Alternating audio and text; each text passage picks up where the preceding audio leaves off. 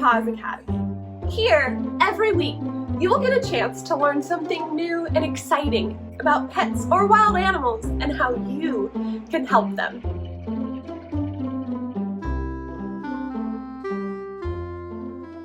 Hi there! Welcome back to PAWS Academy, and if you are new to PAWS Academy, welcome! My name is Bailey, and I'm an educator at PAWS, where people are helping animals every day. Welcome to the first episode of the Wildlife series. Wait, Wildlife series? Perfect! Let's start over. Hi there! Welcome back to PAWS Academy, and if you are new to PAWS Academy, welcome! My name is Bailey, and I'm an educator at PAWS, where people are helping animals every day.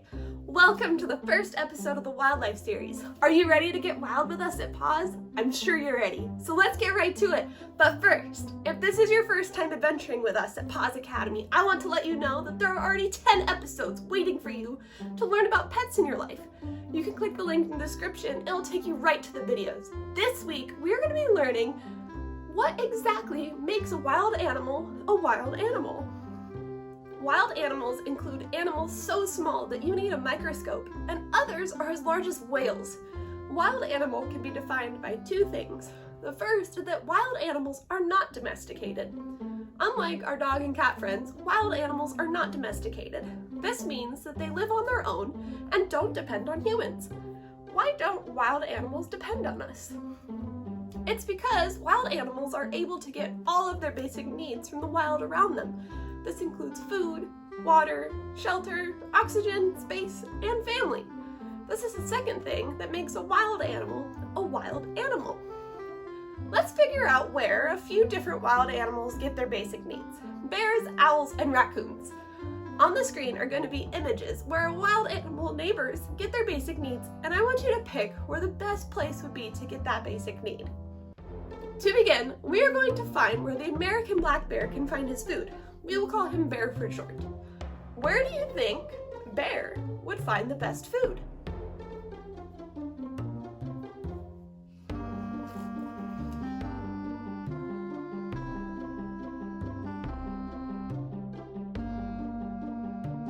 That's right! He would find the tastiest food along this part of a river, where he can fish and find berries, roots, insects, and more because he's an omnivore.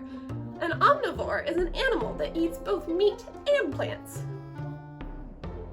Where would the great horned owl find her food? We can call her Owl for short.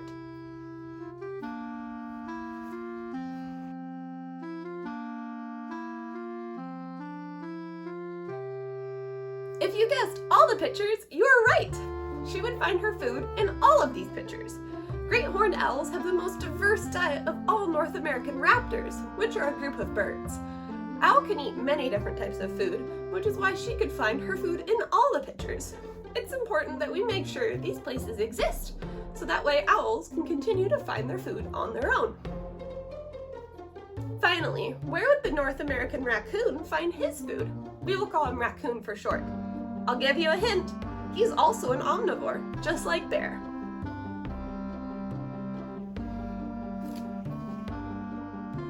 You're right! Raccoon would be able to find his food the best in this environment, where there's no trash to pick through. He would also be able to complete natural foraging behaviors for fruits and plants. Raccoon would also be able to use his lightning-quick paws to grab crayfish, frogs, or other aquatic creatures from the water. Now, let's move on to water. Where would bear, owl, and raccoon go to find their water?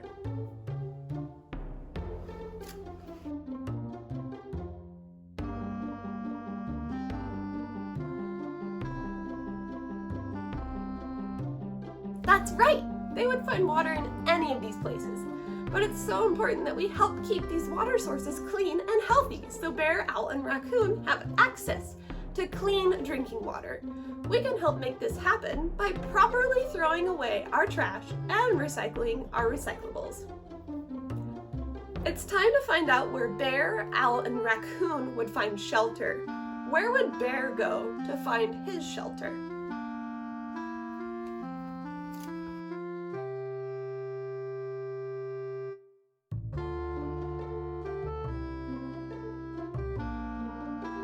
If you said all of them, that's right! He would find shelter in all of these pictures. American black bears typically live in the forest and are excellent tree climbers, but can also be found in the mountains and in swamps. Where would Owl find her shelter?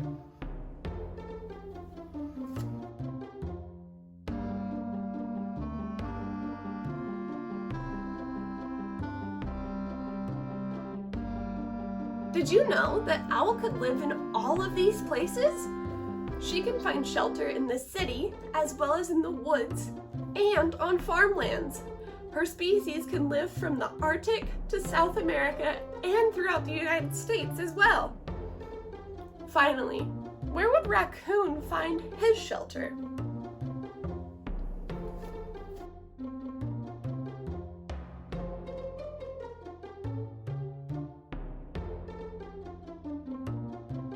Yes! Raccoon could find shelter in all of these places. Just like how Raccoon finds food at any opportunity, he would also get creative with finding shelter. He may choose a tree hole, a fallen log, or sometimes he might choose a house's attic. Raccoon might decide that a house's attic would be a good home because places where he normally would live have been lost. This is called habitat loss, and we will talk more about it later in the wildlife series. Wild animals sometimes will adapt to situations they are given when humans move into their territory. All of our wild animal neighbors, bear, owl, and raccoon, find their oxygen in their natural environment, so that takes care of one of their basic needs. Now, let's move on to the basic need of family. Since bear, owl, and raccoon don't live with humans, who would be their family?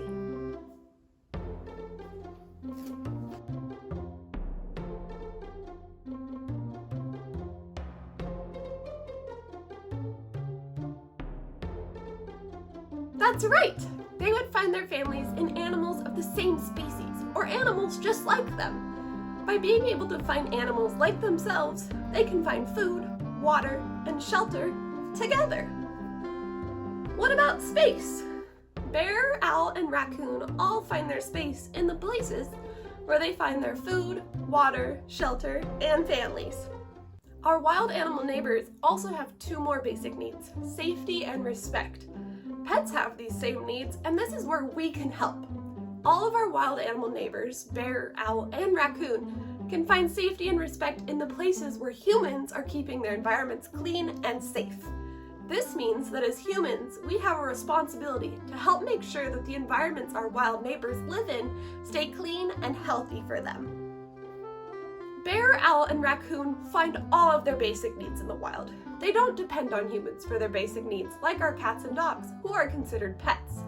Wild animals will never and would never make a good pet because they need to find all of their basic needs on their own.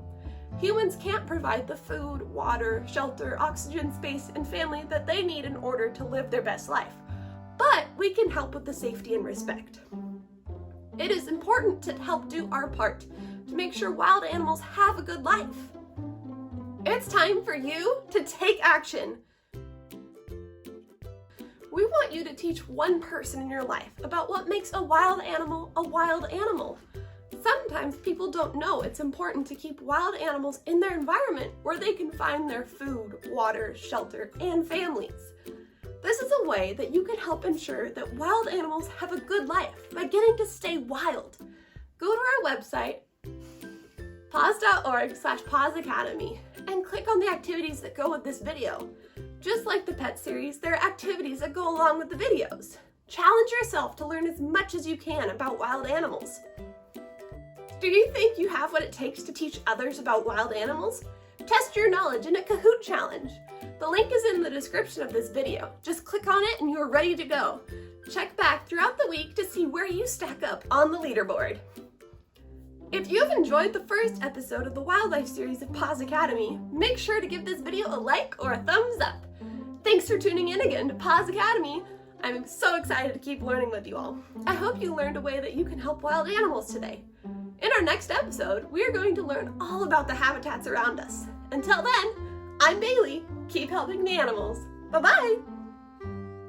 A special thank you to our friends at VCA Animal Hospitals for sponsoring this episode of PAWS Academy. Make sure that you click the red subscribe button and turn the bell on so you don't miss another PAWS Academy video. See you next time!